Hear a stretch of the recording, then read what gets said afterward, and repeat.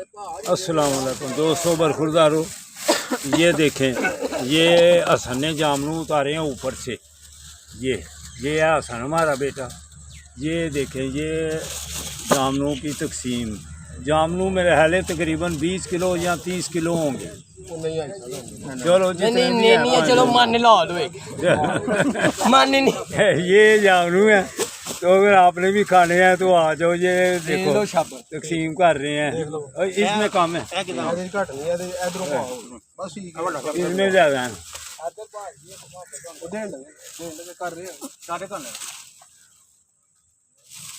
ये देखें जी, ये जामनू अगर आपने भी खाने हैं तो आ जाएं।